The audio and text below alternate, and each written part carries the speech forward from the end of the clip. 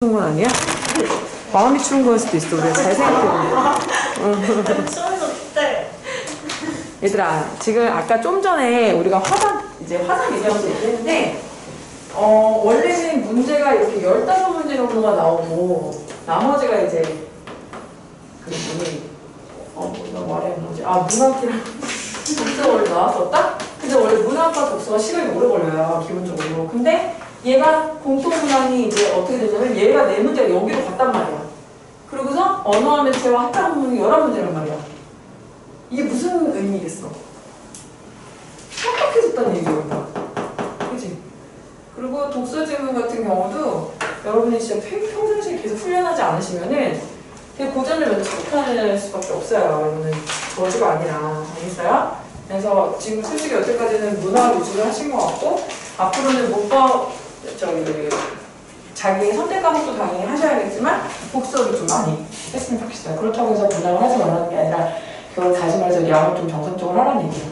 그래서 우리 반 요즘 숙제 좀 하더라. 정신 차렸나 봐 좀. 자, 누구랑 얘기해? 열심히 하세요. 네. 있죠? 내가 진짜 잠이 안 나네 생각하면 걱정돼가지고 이제 고3이잖아. 이제 고2가 아니야. 고3이라고 봐야 돼. 자, 가볼게요. 오늘부터 독서를 어떻게 읽을 건지예요. 근데 나름 내가 보기엔 너네가 지금 2인 나이쯤 됐으면 보통 독서를 어떻게 읽어야 되는지에 대해서 본인의 스타일이 이미 굳어져 있을 가능성이 있어요. 그조차도 없다면 그건 되게 심각한 문제예요. 그죠? 본인은 어떤 식으로 읽어요, 독서를 해주는? 선생님이 지금 어른이 말씀하시면 바로 내가 무시하지 말고. 어떤 식으로 읽어? 지금 읽으면서 문단별로 요약하면서 읽어. 누가 그렇게 하라고 시킨 거야? 본인이 하는 거? 지금 계속 이제 얘기를 하는 건데 이게 선생님이 만들어 놓은 거긴 하지만 나는 이게 정답이라고 생각하지 않아. 이거대로 해야 된다는 게 아니라 여기서 너희들이 취할 건 취하고 이제 뺄 건 빼야 돼. 내가 니네들이 이제 독해책들 나 이 책도 심플한 편이긴 한데 이 책에서도 보면은 무슨 사실적 독해는 어떻게 해라, 뭐 추론적 독해는 어떻게 해라. 근데 이거대로 된다는 건 말이 안 되는 거야. 잘 안 돼. 안 된다? 여기서는 뭐만 하면 되냐면 어떤 식의 문제 유형이 있다는 것만 알고 가는 거예요. 그럼 그걸 관통하는 하나의 코드를 하나를 만들어야 되겠는 거야, 선생님이. 그래가지고 나를 만든 건데 나는 얘도 복잡해 보여, 사실. 그래서 이거를 줄여가지고 여러분들한테 꼭 기억해야 되는 것들만 정리를 해드리도록 하겠습니다. 자, 근데 여러분 이거 생각하셔야 돼요. 뭐부터 인정을 하셔야 되냐면 차이부터 인정을 해야 돼, 차이. 뭐냐면 나를 냉정하게 돌아볼 수 있어야 돼. 무슨 뜻이냐? 내가 어느 위치쯤 와 있는가를 확인하셔야 돼요. 어떤 친구는 독해력이 이미 되게 상당 부분 완성이 되어 있는 상태로 고등학교 올라온 애들이 있어. 어떤 애들일까? 타고난 애? 그 다음에 책 많이 읽은 애. 어릴 때부터 자기주도적으로 책을 즐겁게 많이 읽은 애들. 걔네들의 기본적 베이스가 너희들하고 다르다. 그치? 근데 걔네들하고 똑같이 걔네들이 공부하는 방식대로 걔네들이 공부하는 양만 하면은 안 되는 게. 알겠어요? 문장력 자체, 직관력 자체가 뛰어난 애들이 있어. 그럼 니네가 아니란 뜻이 아니라 너네가 스스로 알 거 아니야. 나는 그런 직관력이 있는 편이다. 나는 문제가 잘 이해가 되는 편이다. 독해력이 좋은 편이다. 아니다. 이런 것들이 있지 않겠어요? 그 다음에 두 번째는 이제 문과생들은 이과적 소스들이 어렵게 느껴질 수 있고 과학이나 뭐 기술이 나오면 어렵게 느낄 수 있고 이과 애들은 문과적 소스가 또 어렵게 느낄 수도 있고 뭐 이런 차이도 있을 수 있어요. 그죠? 일단 공부하는 법에 대해서 이제 기술적 측면에 대해서 한번 간단히 얘기를 해볼게요. 일단 여러분 숙제하는 방법에 대해서 말씀드립니다. 제가 중3 애들한테는 이런 얘기 잘 안 해요. 중3, 고1 애들한테는 이런 얘기 잘 안 합니다. 여러분은 지금부터 어떻게 하셔야 되냐면 반드시 시간을 체크하셔야 돼요. 시간을 체크하세요. 시간을 체크하는데 첫 번째 시간을 체크한다고 해서 시간 안에 무조건 풀려고 하는 게 아니라 지금 어떻게 보면은 요것도 자기 단계를 파악해야 돼. 나는 어느 정도 됐다. 그런 사람은 타이트하게 가도 되고 나는 사실 엄밀히 말하면 독서는 이제 걸음마 단계다. 난 이제부터 새로운 마음으로 공부해보고 있다. 아는 사람 손 들어봐. 그 정도는 아니에요? 어느 정도 와 있어? 그러면 니네는 시간을 제한 두는 거거든. 근데 자 일단 첫 번째 공부하는 거 알려드릴게요. 첫 번째는 일단 시간을 재고 보세요. 시간을 체크하고 푸는 거야. 시간 체크하고 푸는 거야. 자 이때는 당연히 뭐야? 하나하나 분석 당연히 못하겠지. 그치? 실질적인 접근을 해야 되겠지? 그렇게 해서 한 다음에 시간을 재고 이때는 정말 중요하다고 생각하는 부분에 밑줄 정도만 밑줄 정도만 치는 정도? 그냥 밑줄 정도만 치는 정도로 빠르게 푸세요. 그죠? 자, 그 다음에 너희들이 꼭 해야 되는 후속 조치가 있어. 자, 이게 뭐냐면 우리가 문학 공부 시킬 때 선생님 어떻게 하냐고 그랬어? 당연히 그냥 풀기만 하면 안 된다고 얘기했었어요. 작품을 처음부터 끝까지 내가 분석하는 훈련을 해야 된다고 얘기했던 거랑 똑같은 말인데 비문학은 모든 지문을 다 그렇게 할 만한 시간은 없어요. 그 좀 시간이 아깝기도 하고 내가 만약에 5지문을 했어. 그런데 그 중에서 분명히 한두 지문 정도는 한 2지문 정도는 여러분이 볼 때 이해가 잘 안 된다, 구조가 독특하다, 어렵다, 아니면 되게 중요한 주제 같다라고 느낌이 오시는 게 있을 거예요. 그죠? 그럼 골라서 20% 정도만 5지문이면은 몇 지문이죠? 네, 너무 많은 거야? 한 지문이네요? 20%면 너무 적다. 1.5지문, 한두 지문 정도는 무조건 어떻게 해야 되는 거야, 이제 이거는? 정밀하게 분석하고. 다 하면 안 돼요, 선생님? 다 해도 돼. 다 해도 되긴 되는데, 내가 고3이야, 이제. 그지? 내가 중3, 고1 애들은 다 하라고 해. 다 하라고 해. 그냥. 모든 지문 다 그냥 정밀 분석해오라고 해. 적게 풀어도 되니까. 근데 니네는 절대적 양이 많기 때문에 모든 거 다 저게 정밀 분석할 수는 없단 말이에요. 쉬운 지문 정도는 그냥 넘어가셔도 돼요. 알겠죠? 정밀 분석하는 방법에 대해서 이제 설명을 해드리도록 할게요. 자, 이해가 안 되는 거거나 아니면 중요하다고 생각하는 주제는 정밀 분석하면서 이해가 될 때까지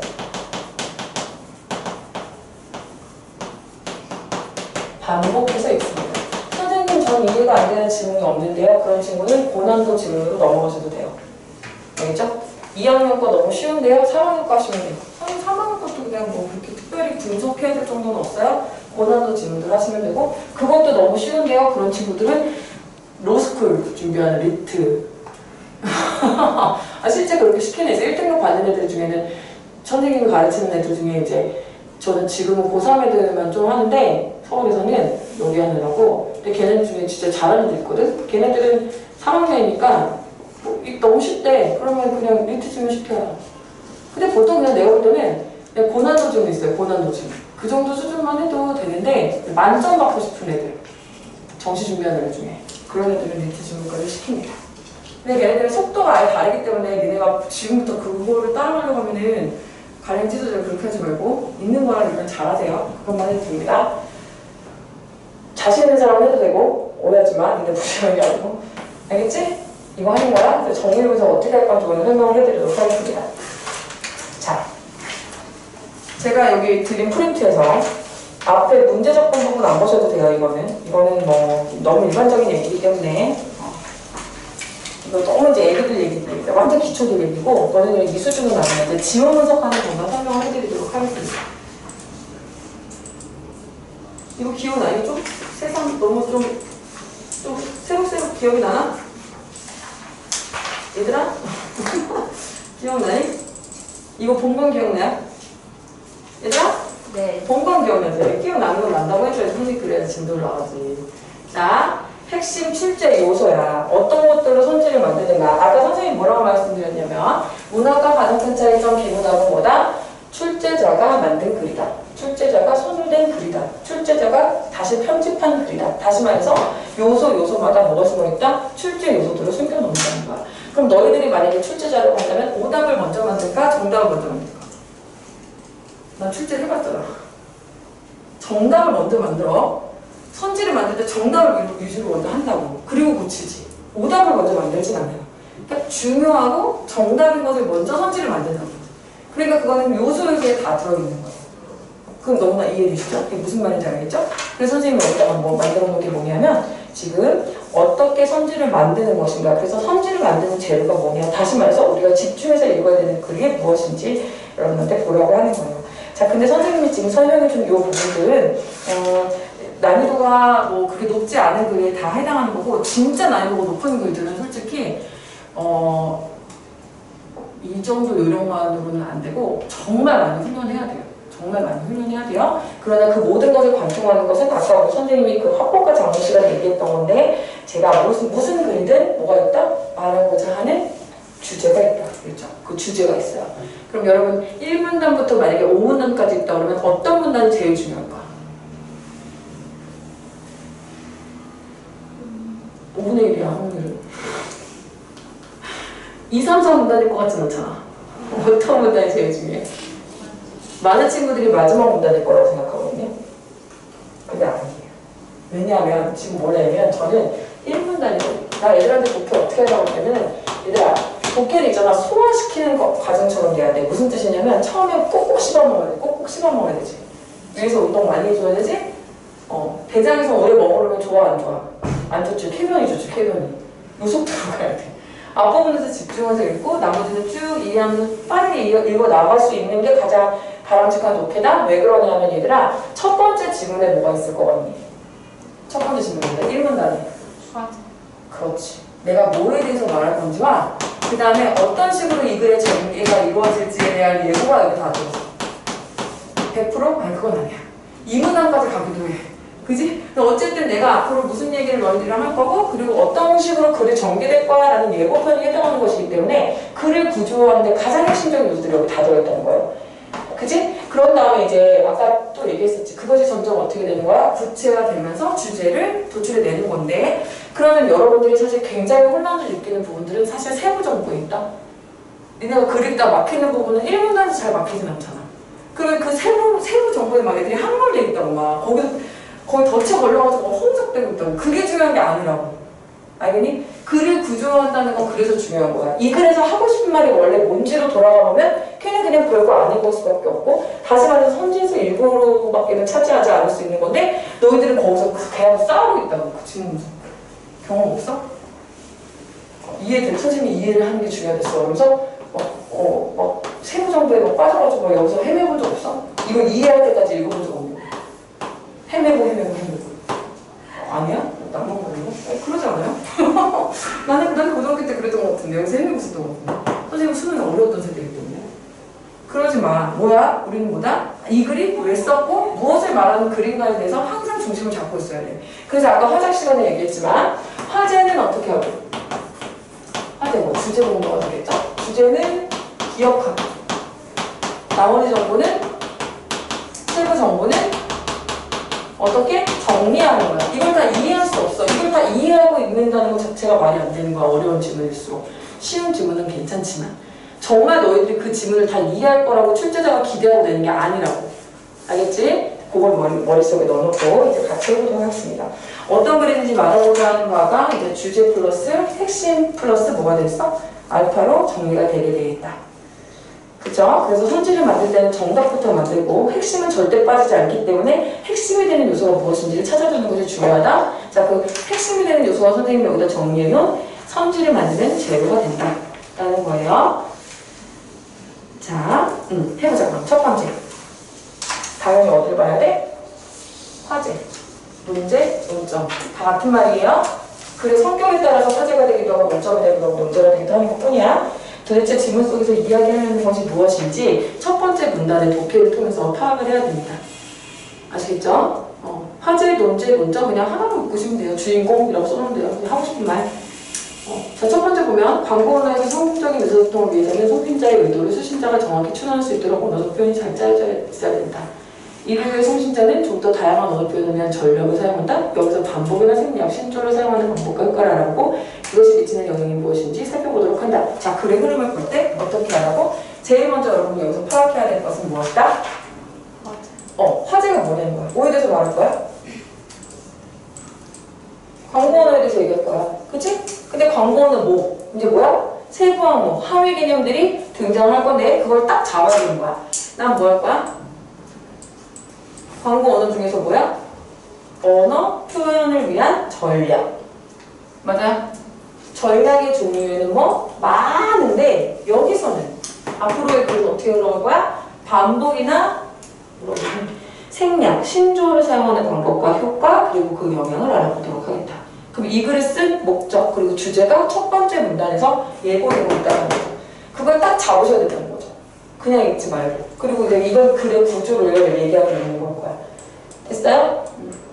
자, 그래서 윗글의 핵심 논제는 뭐냐. 두 번째 것도 해볼게요. 일반적으로 가치는 반드시 주관적 평가가 들어가는 반면에 사실은 주관적 평가가 들어가지 않는다. 이런 얘기 왜하지? 그러나 많은 철학자들은 사실과 가치가 분명히 구분되지 않는다고 주장한다. 이런 입장을 가진 사람들의 주장에 의하면 사실을 판단과 가치 판단은 논리적으로 구분이 되지만 실제적인 지적 활동에서는 서로 결합될 수밖에 없다는 것이다. 무슨 얘기지? 무슨 얘기인지 모르겠는데 결국은 이러한 주장은 설득력을 가진대. 인간은 과학을 통해 사실 구조를 인식하며 윤리를 통해 가치를 판단하기 때문이다. 자, 사실 판단과 가치 판단은 적어도 논리적으로 확연히 구분될 수 있는 별개의 영역이다. 그러나 실제로 한 인간이 어떤 생각이나 판단을 할 때는 영역이 구분이 된다는 거 안 된다는 거야. 지금 뚜렷해요? 구분이 된다는 거 안 된다는 거야. 뚜렷하지 않지. 그러니까 이거는 뭐에 대해서 얘기하고 싶은 거야? 사실과 가치가 그러면 구분이 되는 건지 안 되는 건지 한번 얘기해보자 이런 얘기지. 그런 것들을 끄집어낼 수 있어야 된다는 거예요. 자, 그 다음에 논점. 사람은 누구나 정의로운 사회에 살기 원한다. 그렇다면 정의란 무엇일까? 정의로운 사회란 무엇일까? 이에 대해 철학자 로버트 노츠과 존 롤스는 서로 다른 견해를 보인다.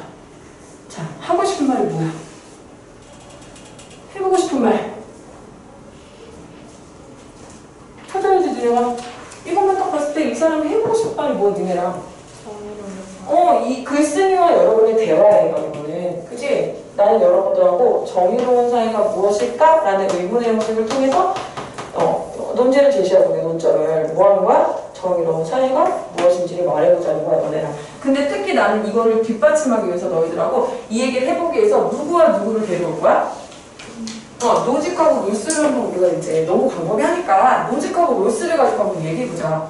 이러자는 거 아니야, 그치? 그러니까 이 글의 첫 번째 문단을 통해서 늦어도 두 번째 문단 정도까지 가보면 이 글을 통해서 무슨 말을 여러분하고 하고 싶은 건지에 대한 이야기가 나와 있다는 거죠. 이렇게 보면 또 재밌어요. 알겠죠? 자, 그 다음에 어디에 집중해야 된다? 핵심은 반복해서 말하거나 사례를 들고 있거나 앞에 말을 요약 정리해주는 식의 표현이 나오면 핵심 내용이다. 잘 봐둬야 된다. 자, 근데 선생님 이제 이거는 그냥 참고로 넘어가시면 되고 정말 중요한 건 여기에요, 지금. 자, 100%, 이건 100%야. 어떤 비문학 지문이든 화제를 제시하고 그거를 구체화하는데 그럼 이제 이게 주제가 나오는데 이것들을 얘들아 구체화하는 과정에 여러 가지 세부 정보를 동원하지 않겠니? 뭘 할 수 있겠니? 뭐 할 수 있을까? 예를 들 수도 있겠지. 그치? 그 다음에 개념을 정리해 줄 수도 있겠지. 같이 얘기해보면. 그치? 과정을 얘기할 수도 있고. 점점점 이런 세부 정보들을 줄 거야. 이걸 얘기하기 위해서. 그치? 그럼 이 세부 정보들은 당연히 뭐야? 출제 요소긴 요소야. 그렇지만 여기서 이걸 절대 벗어나면 안 되는 거야. 우리가 머릿속에서 떨어지 말아야 되는 건 이 글은 뭐에 대한 글이다를 계속해서 복귀시키고 계속해서 여기랑 연결해서 읽을 수 있어야 되는 거예요. 자, 그래서 모든 독서 지문에는 절대 빠지지 않는 게 이거예요. 개념. 개념은 무조건 들어가면 되겠어. 개념. 왜? 그래야 얘기를 해보지 너랑. 개념이 뭔지를 모르는 경우도 있고 그 다음에 개념에 대한 명확한 규정이 없으면 논리적인 글이 안 나올 수 있기 때문에 개념에 대한 부분이 분명히 나옵니다. 그죠? 그 다음에 여기 지금 또 나온 거 핵심, 그럼 여기가 중심화제를 어떻게 찾을 건지에 대한 얘기예요. 이게 결국 얘가 중심화제인지를 어떻게 알아요 선생님? 그럼 이렇게 얘기한다는 거야. 핵심어가 있고 뭔가 반복되고 있거나 그걸 굳이 사례를 들거나 예를 들고 있거나 뭐 개념을 제시하고 있거나 뭐 블라블라 얘기하고 있다 이런 식으로 얘기하고 있다면 걔가 핵심 내용이라는 거죠. 두 번째 아까 말한 거 개념을 정의하고 있다면 그 부분을 유심히 살펴보자. 왜? 개념을 정의했다는 건 얘기해볼 필요가 있기 때문에 개념을 정의한 거기 때문에 그렇다는 거야. 그 다음에 화제 제시는 이런 식으로 돼요. 어떤 식으로? 질문과 답의 형식. 자, 하나씩 볼게요. 다시. 그럼 화제를 어떻게 제시하나요? 라고 물어본다면 아까 얘기했던 거 첫 번째 반복해서 말해요. 사례를 들거나 요약 정리해가지고요. 중요하다는 걸 막 티를 내요. 그죠? 예를 들어볼게요. 비교 우위란 어떤 재화 생산의 기회비용이 다른 나라보다 작은 걸 의미하며 개념. 이때 기회비용이란 또 계속 개념을 설명해 주는 거야. 괜히 설명하는 게 아닐 거라는 거지. 이 글에서 되게 중요한 위치를 차지하고 있는 거라는 거야. 그치? 그러면서 또 예를 들어 A국이 막 쭉 예를 들고 있어. 그치? 그래서 국가는 생산 유산을 많이 가진 분야에 대해 보다 우월한 위치를 갖게 된다는 걸 말하고 싶은 건데 그걸 하기 위해서 계속 뭐야? 개념을 설명해주고 예를 들어주고 그거에 대해서 또 반복하고 또 반복하고 또 반복하고 이러고 있다는 거야. 그래서 결국 이 글을 쭉 읽어보면 하고 싶은 말이 뭐야? 이거라는 거야. 국가는 생산 요소를 많이 가진 분야에 대해 보다 우월한 위치를 갖게 된다. 그 말을 하려는 거라는 거지. 그래서 이 글의 주제, 화제가 뭐냐라는 건 이렇게 반복되고 있는 것들, 그리고 그것에 대해서 부연 설명을 하고 예시를 들고 있고 개념 설명하고 이런 애들을 잘 보고 있으면 하고 싶은 말이 있다 이 얘기예요. 알겠죠? 두 번째, 개념을 정의한 부분이 있다면 유심히 보자. 지식의 본성을 다루는 학문인 인식론은 흔히 지식의 유형을 나누는 데 이야기를 시작한다. 지식의 유형은 안다라는 말의 다양한 용례들이 보여주는 의미의 차이를 통해 드러나기도 한다. 예컨대 얘를 왜 드냐고. 이거 이해시켜야 되거든. 이게 중요한 내용이니까. 그치? 자전거를 탈 줄 안다와 그는 이 사람을 둥글다는 걸 안다에서 그 안다가 바로 그런 경우다. 전자에 안다는 능력의 소유고 후자에 안다는 정보의 소유를 의미하는 것으로 표상적 지식을 말하는 거다. 하고 싶은 말이 뭐냐? 암이 뭐냐는 거야. 그치? 암이라는 게 뭔지 말하고 싶은 거잖아. 이 글을 통해서. 그렇게 찾을 수 있다는 거야. 그 다음에 제일 간단한 게 이거죠. 질문 하고 답하는 거. 아니? 이거 제일 많이 봤지 이거거든요. 특히 과학기술 질문. 사람들 중에는 유독 기운이 밝아 길을 잘 찾는 사람이 있는가 하면 여러 번 갔던 길도 잘 못 찾는 사람도 있다. 이처럼 공간시간 능력이 차이가 나는 이유가 무엇일까? 이거 왜 던지는 거야? 이거에 대해 얘기해보자. 그거 아니야? 화제를 이렇게 제시하는 거죠.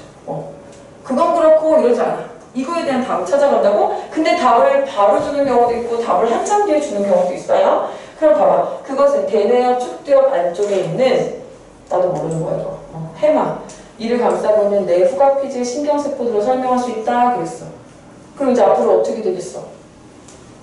이것을 구체적으로 설명하겠죠. 정보를 막 나열해서 주겠죠. 이렇게 하는 경우도 있고 이거 빼고 쭉 이야기를 하다가 마지막에 결론을 이루어주기도 하고 이런 식의 형태를 나타내기도 한다라는 거야. 지금 우리 뭐하고 있어? 모든 글은 다 화제, 주제를 가지고 있고 그 주제를 드러내는 방법에 대해서 여러분한테 말씀드렸어요. 그 다음에 3번 별표 치세요. 별표.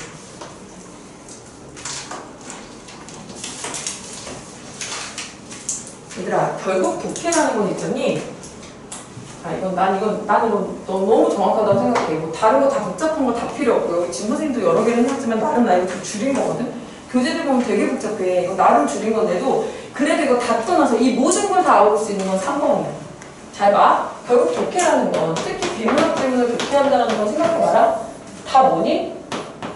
대비해야 돼. 차이를 밝혀내는 거야. 그렇지 않니? 생각해봐. 그치? 근데 애들 있잖아. 대비를 하라고 그러고 차이를 얘기하라고 그러면 우리 꼬맹이들이지, 꼬맹이들. 꼬맹이들은 두 개가 같아, 다르다 그러면 달라요까지는 알아. 이게 두 개 맞네, 다르니? 다르지? 다르다는 것까지는 알아. 근데 어떻게 다르니? 거기서 수준 차이가 나는 거야. 디테일하게 뭐가 다른지. 어떤 부분까지는 공통점이고 어떤 부분에서 속성의 차이를 드러내는지를 정보를 통해서 지금 쭉 비문학 독해에서 드러나는데 그걸 읽어낼 수 있는 애가 독해력이 있는 거야. 그게 못 읽어주는 애들이 초딩 독해를 하고 있는 거지. 그래서 난 잘 안 읽어진다 그러면 나는 초등학교 독해를 하고 있는 거야. 이거야. 그래서 뭐다? 모든 독해에는 뭐가 있다? 차이가 있다. 이 차이를 밝혀내는 거다. 예를 들어 볼게요. 자, 개념을 정의해 놓고요. 그 다음에 여기 써있죠? 대상 간의 그 특징, 공통점과 차이점 이렇게 돼 있어요. 여기 별표치라고 이렇게 있어요. 대상의 특징들이 쭉 써있어요. 보통 장점일 수도 있고 의의일 수도 있고 단점일 수도 있고 한계점일 수도 있고 기능일 수도 있고 뭐일 수도 있고 어쨌든 개성의 특징이 있어요. 그 다음에 이런 특징들이 여러 개가 있으면 그들 간에 뭐가 나와요? 차이점이 나와요? 그럼 당연히 이 차이점 뭐예요? 선지의 종류예요. 당연히 물어보고 싶은 정보입니다. 한번 볼게요.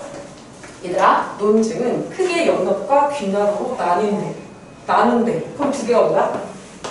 차이가 있는 거지. 그지? 공통점은 뭐야? 논증의 방법이라는 점이야. 공통점이 없으면 차이점도 없는 거예요. 비교하는 건 뭐냐면 선생님 차이인데 어떻게 공통점이 있어요? 아니 비교 자체가 차이 자체가 같은 공통점 속성이 있어야 비교도 되는 거야. 그래서 우리가 그런 얘기 하지. 선생님이 예쁘니 김태희가 예쁘니 그럼 애들이 비교도 안 돼요 이러면 비교도 안 되고 뭐야. 공통적 속성이 없어서 그런 거야.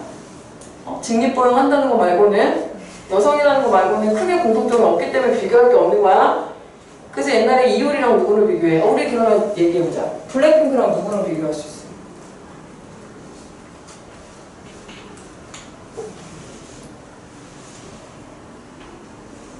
에스파.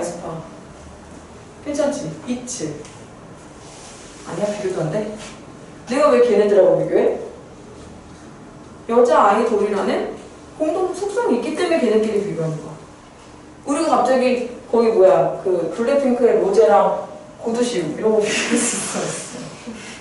비교할 수 있었어. 없다니까? 여기는 같은 카테고리 안에서 어떤 차이를 보이느냐로 나눌 수밖에 없어. 모든 거는 다 그래. 그러니까 자, 달라. 그러면 다르다는 건 알겠는데 어떻게 다른지를 당연히 물어보겠지, 선체에서.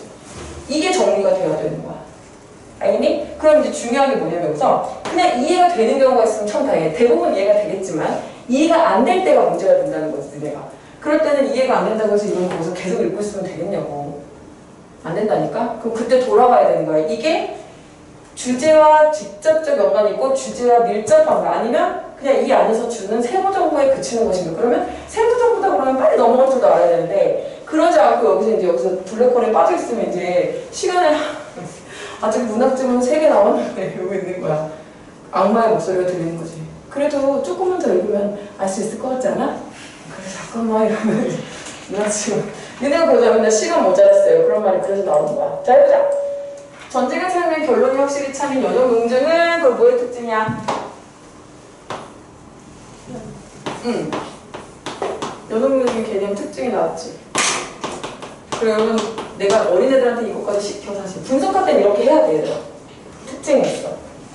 자, 결론에서 지식이 확장되는 것처럼 보이지만 실제로는 전제에 이미 포함된 결론을 다른 방식으로 확인하는 것일 뿐이다.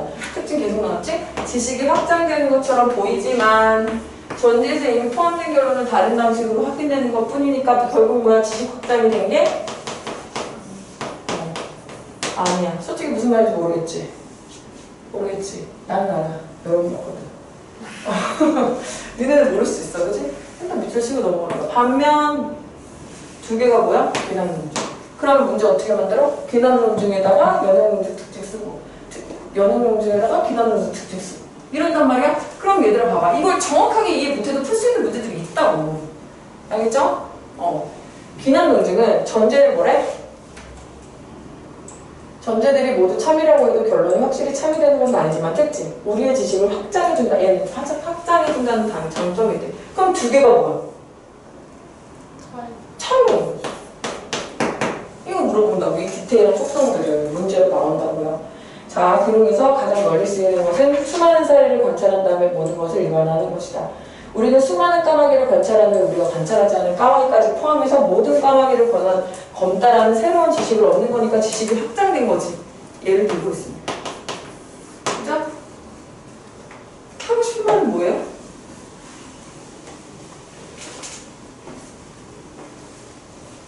이게 있잖아. 글이 생략돼서 그런데 글이 앞으로 그래서 귀납 논증에 대해서 지속적으로 설명할 수 있고 또다시 연역과 귀납을 다른 관점에서 또 비교할 수도 있고 글의 그림이 뭐냐에 따라서 얘가 귀납 논증을 설명하려는 건지 연역과 귀납을 비교하고 싶은 글인지 그 주제가 결정이 되겠죠. 이 글만 봐가지고는 모르겠지만 자, 그 다음에 이것만 있으면 사실 끝이야. 이것만 생각하면 돼. 나머지는 다 똑같아. 근데 선생님이 이거 굳이 구분을 해놓은 거는 나중에 제재별로 주제별로 이제 소재별로 나눠서 읽을 때 어떻게 다른가를 보여주려고 한 거예요.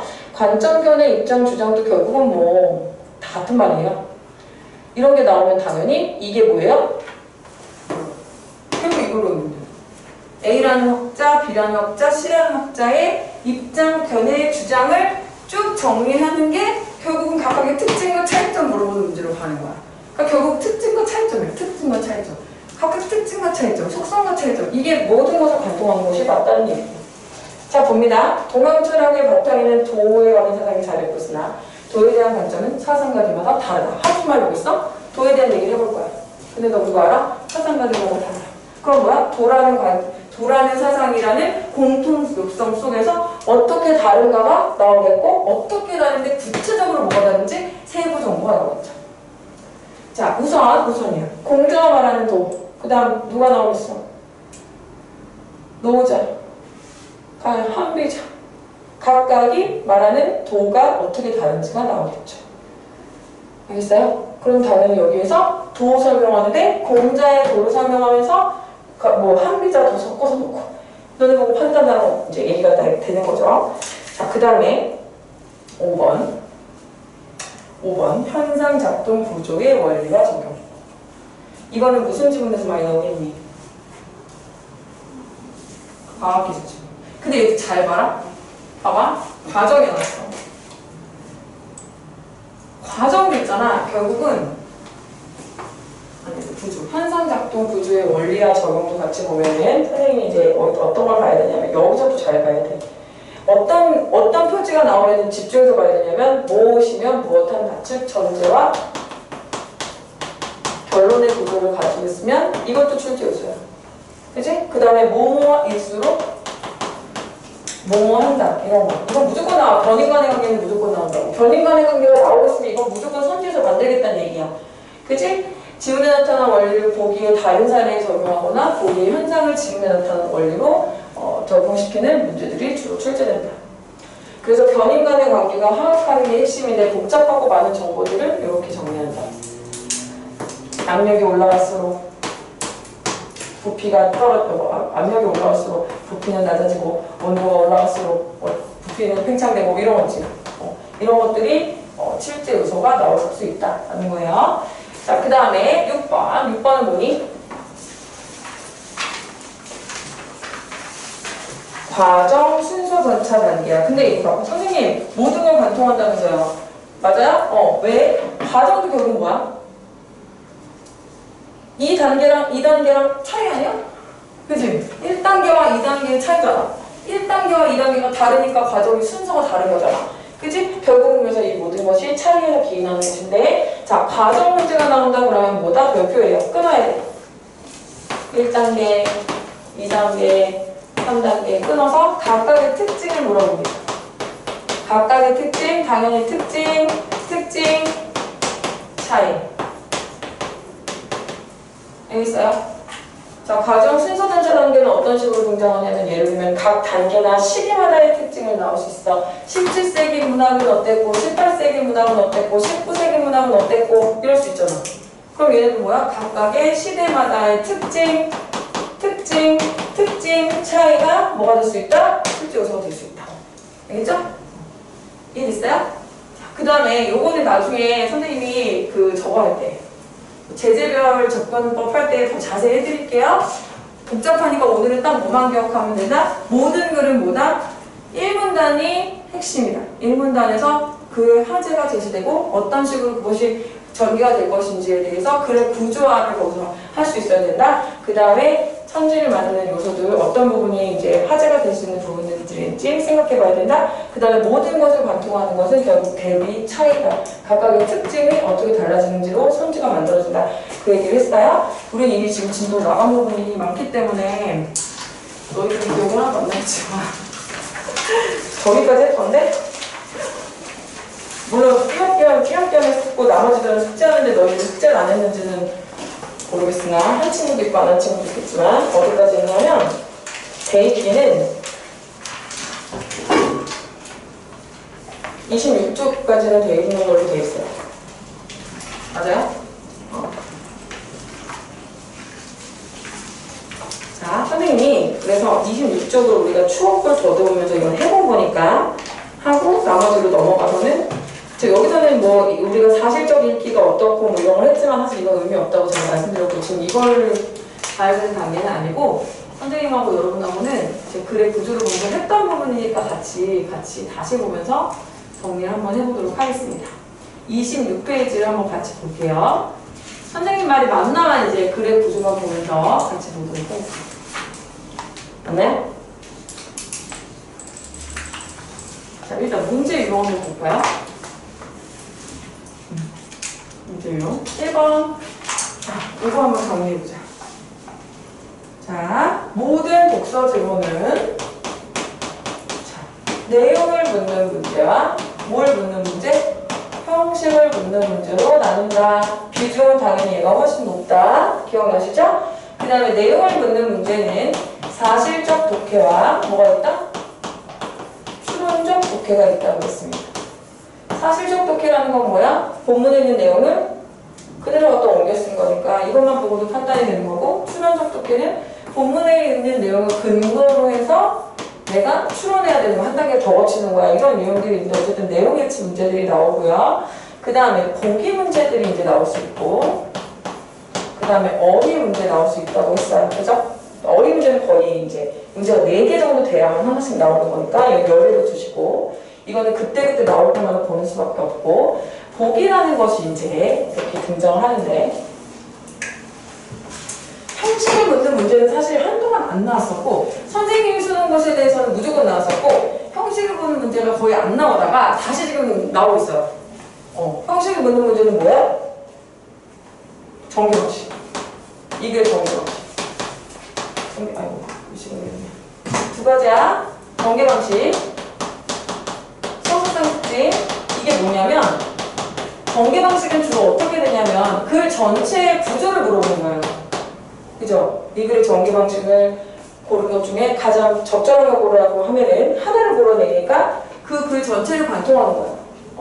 일반적인 통념에 대한 반기를 들어서 반론을 제기하고, 그치? 그것에 대한 것을 통시적으로 고찰하면서, 그치? 여러 개의 그 이론들을 절충하고 있다. 뭐 이런 거 있지.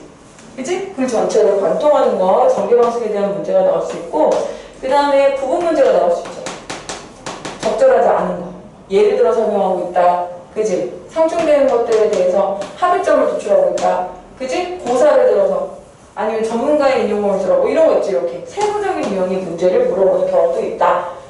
그래서 내용을 물어보는 문제와 형식을 물어보는 문제로 나뉘고, 비중 자체는 내용을 물어보는 문제가 더 많고, 어휘 문제가 있을 수 있고, 마지막으로 이 보기 문제는 문학이랑 가장 큰 차이점은, 문학은 선생님 그때 설명했었어. 문학은 미리 보는 게 맞니? 나중에 보는 게 맞니? 미리 보는 게 맞다고 했어. 왜 그렇다고? 뭘 못 건드린다고? 본문 못 건드리잖니. 그치? 그러니까 기준을 내가 어떻게 해야 돼? 밖에서 줄 수밖에 없지. 그러니까 여기 뭐야? 기준 이제 힌트가 밖에서 만들어질 수밖에 없어. 근데 비문학은 뭐야? 출제 의도대로 우리 지금 다 만들어놨어. 이거 적용해서 푸는 문제밖에 없어. 알겠니? 그래서 대부분이 어떤 거냐면, 자, 유형 잘 생각해 보세요. 어떤 식으로 보기가 적용되냐면, 자, 너 이론 됐어. 이 이론 이해됐어? A 이론 이해됐어? A 부분, 이 부분 읽었어? 사례 적용해봐. 이런 유형. 그 다음에, 너 이 A 사람 이 학자의 주장 이해돼? 이 B 학자의 주장이랑 이 A 학자의 입장에서 B 학자의 이론 비판해봐. 이런 유형이 제일 많아요. 그죠? 얘는 미리 읽어야 되는 경우는 거의 없습니다. 아시겠죠? 이런 유형이 있어야 선생님 말을 만나볼게요. 1번 문화님. 존재 전개 방식 나왔죠. 어떻게? 가장 적절한 거잖아. 몇 개? 답은 몇 개? 한 개. 답이 한 개란 얘기는 뭐냐면 글 전체를 관통하는 걸 볼 수 있냐 이런 얘기예요. 그럼 이거는 결국은 끝까지 다 읽어볼 수 있는 문제겠지? 자, 두 번째 문제 뭐 나왔어요? 내용. 세부 정보 파악. 여기 아리스토텔레스의 견해. 자, 그럼 이런 문제는 어떻게 풀어야 되냐면 아리스토텔레스의 견해가 나오면 그것하고 대응시켜 놓고 풀어야겠지. 그치? 뭐예요? 내용 파악 문제 나오죠. 맞아요? 세 번째 뭐라고 돼 있니? 자, 잘 봐. 문학은 보기 질문이 나오면 발문이 어떻게 되냐면 보기를 참고로 가를 이해하는 거 나와. 맞지? 보기를 참고로 나시를 이해하는 거 나와요. 얘는 어떻게 되지? 이해하는 내용으로 바탕을 하는데 가장 적절한 걸 고르래. 그럼 윗글을 바탕으로 해서 보기는 뭐야 지금? 생물학자 마이어는 생명체의 특징을 보여주는 이론을 막 이렇게 얘기한대. 그럼 뭐야 얘는? 새로운 학자지. 새로운 학자지. 그러니까 힌트가 되는 게 아니야. 이건 뭐야? 비교 대상이고. 그럼 분명히 이것과 관련된 어떤 공통적 속성을 가지거나 혹은 공통된 화제를 가지고 말하고 있는 사람이 여긴가 있을 거야, 여기. 그럼 그 사람하고 얘를 비교해보라는 얘기가 나오는 거죠. 논점을 챙겨가지고 여기로 와서 적용해보라는 거야. 분명히 연결고리가 있을 겁니다. 알겠죠? 이거 했던 거 기억나죠? 자, 그럼 이제 지문만 선생님 빠르게 좀 해볼게요. 어떻게 분석하는 건지. 그래서 여러분이 실제 집에서 푸실 때는 모든 지문을 분석할 수는 없으니 해보면 더 좋지만 만약에 그게 안 될 것 같으면 5개 플러스면 그 중에 2개 정도만 해보는 거예요. 나머지는 그냥 중요해 보이는 거에 밑줄 치면서 빠르게 문제 풀고 시간 안에 푸는 훈련을 하시고 자 내가 중요하다고 생각하거나 이해가 잘 안 됐던 것은 찢어가면서 부셔가면서 분해해가면서 그렇게 보자는 거예요. 자 첫 번째 자 뭐 찾아야 돼? 자연에서 발생하는 모든 일은 목적 지향적인가? 얘는 선택했어. 뭘로 선택했어? 질문의 형식을 가져가기로 선택했네. 그치? 자기 몸통보다 더 큰 나뭇가지나 잎사귀를 허둥대면서 운반하는 개미들은 분명 목적을 가지고 보인다. 그런데 가을에 쓰는 낙엽이나 한밤중에 쏟아지는 우박도 목적을 가질까? 질문. 이게 뭐야 지금? 얘를 보지. 이거 화제듯이 아니야? 나 너랑 이거 얘기해보려고. 자연에서 발생하는 모든 일은 목적 지향적일까? 이거 얘기해보려고. 그치? 의문형 하이제 제시하고 있어.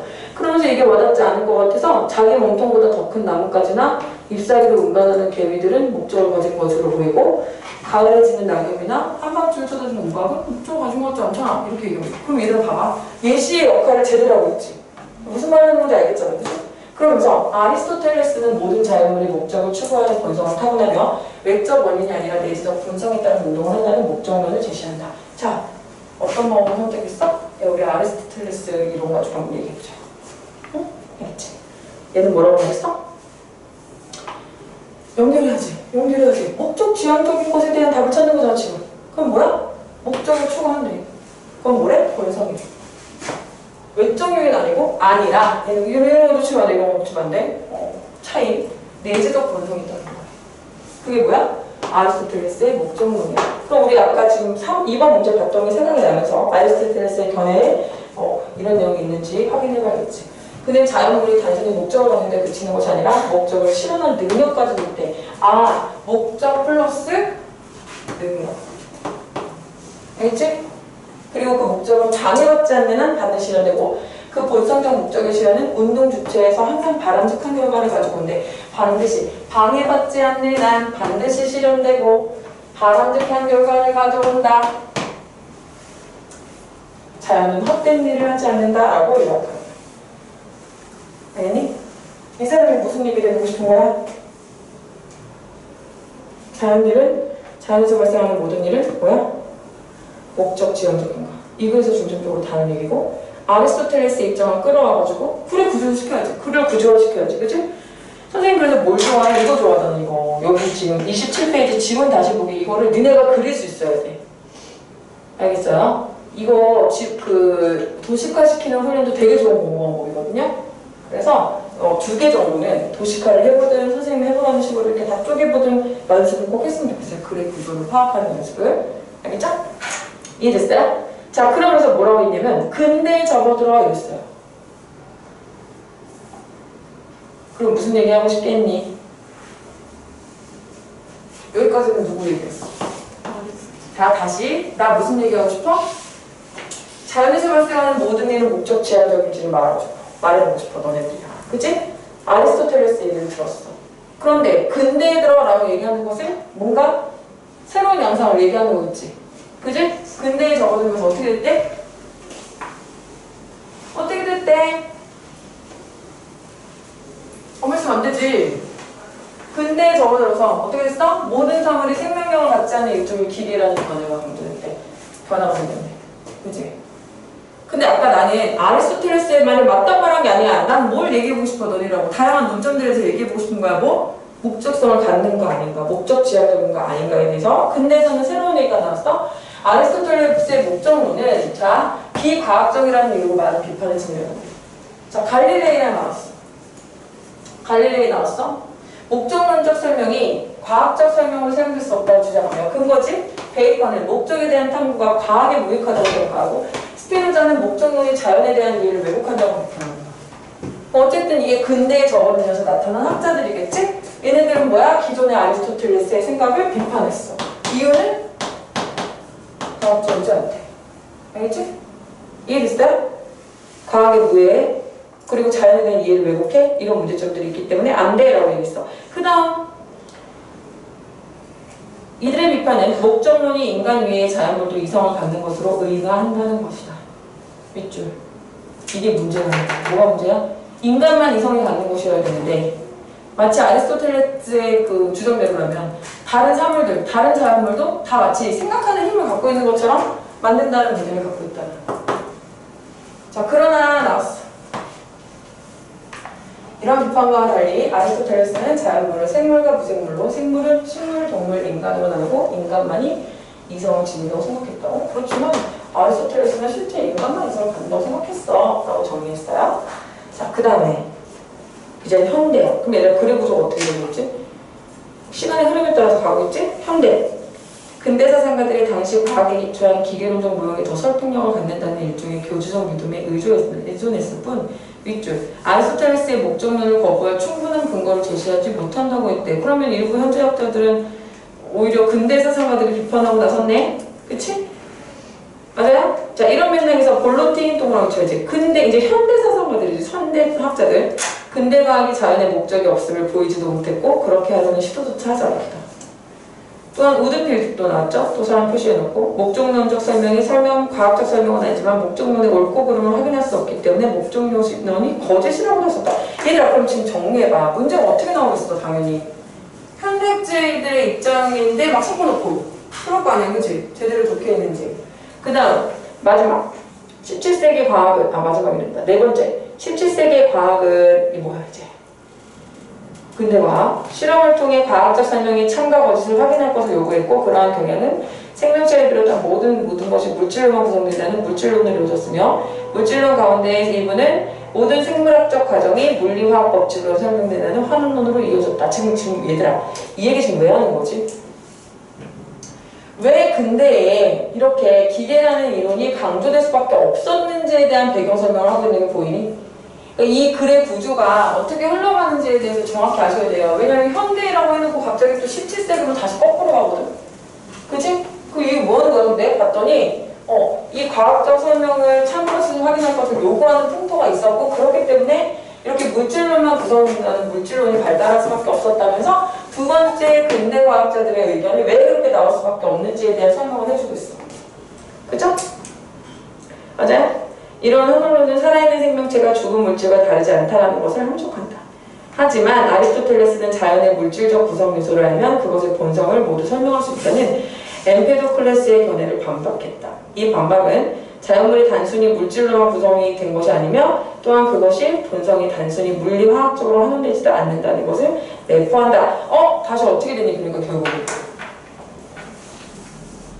봐봐. 가만히 생각해보면 지금 글의 구조를 잘 봐요. 얘 쉬운 질문 아니야. 수능 질문이잖아요. 그죠? 결론은 첨단 과학기술 발전에 불구하고 생명체의 존재의 원리와 이유를 정확히 규명하는 과제는 진행 중이야.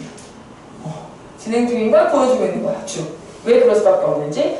자연물의 구성 요소에 대한 아리스토텔레스의 탐구는 자연물이 존재하고 운동하는 원리와 이유를 밝히려는 것이었고 그의 목적은 지금까지 이어지는 그런 탐구의 출발점이라 할 수 있다라고 얘기하고 있어요. 그럼 결국은 무슨 얘기야? 결론이 났어 안 났어? 결론이 안 났다는 얘기를 하는 거야. 그래서 이 글의 구조는 뭐에 대해서 얘기해보고 싶었는데 모든 자연물의 목적을 추구하는 본성을 타고나며 내재적 본성을 따른다는 운동을 하는 것에 아리스토텔레스의 견해에 대해서 근대 사상가들이 이렇게 비판을 했는데 현대학자들은 사실 새로운 이론을 내놨다기보다는 근대 사상가들이 근거가 없어 정도만 했던 거야. 알겠지? 각각 얘기한 게 아니라. 그럼 그 얘기가 왜 나온 거야? 다시 근대 사상가들이 주장하는 것과 그 다음 아리스토텔레스가 주장하는 17세기 물질 환원론과 아리스토텔레스의 견해를 다시 또 얘기를 다시 꺼낸 거야. 결론은 그래서 탐구의 출발점은 되지만 결국은 지금 결론 난 건 없다. 이런 얘기를 하는 거죠. 알죠? 이 글의 구조를 파악하는 게 되게 중요해서 여러분이 실질적으로 집에서 숙제를 하실 때도 다 얘기했지만 5개를 만약에 일주일에 5개 하기로 했잖아? 그럼 5개 중에 2개만 하세요. 2개 정도 할 수 있죠? 알겠죠? 자, 지금 뭐 할 거냐면 추론적 읽기. 나머지 이거 사이사이 다 숙제를 해주시는 거예요. 이걸 하시면 돼요, 숙제로. 자, 34페이지. 그리고 36, 37. 자, 5분, 7분. 5분 필요 없다, 앞에 거는. 앞에 거는 5분 필요 없을 거고. 앞에 거 3분, 뒤에 거 7분 해서 10분 동안 할게요. 쉬었다 할까요? 잠깐 쉬었다가 벌써 머리가 아픈가 봐. 쉬운 질문을 할 거야. 쌤 이거 안 해도 네?